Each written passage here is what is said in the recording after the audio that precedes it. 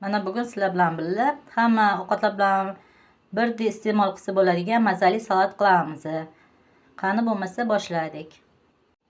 Salatimizga kerak bo'ladi 2 bodring, 2 pomidor, 10 dona olivka, tabga ko'ra tuz, ko'katli va 2 osh qoshiqda olivkaviy yog'. Hozir men olivka yog' qolmagan ekan, 2 osh qoshiq pista yog'idan foydalanyapman. Bir chetda bodring pomidorlarimizni to'g'rashni boshlaymiz. Bu ham ovqat bilan birdek iste'mol qilsak bo'ladigan mazali zo'r salat bo'ladi. Bodringimizni tengiga bo'lib, shunaqa yarmoy shaklida to'rab olamiz. Mana bodringni to'rab oldik. Endi pomidor to'rashni boshlaymiz.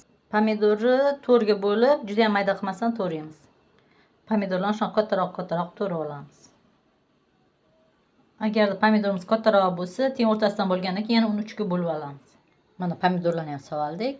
Endi olivkani to'raymiz. Olivkamizni 4 bo'lakka bo'lib olamiz har bittasi.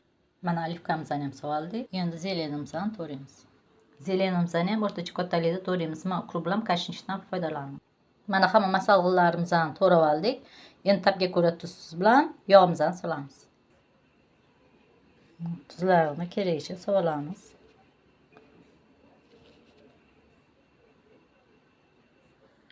Endi bo'lsa yog'imizni qo'yamiz.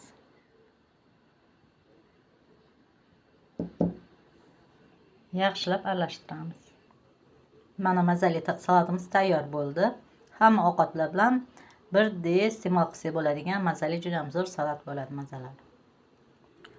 Tavsiya qilaman, qilib ko'ringlar. Afsuslamaysizlar qilganingizga.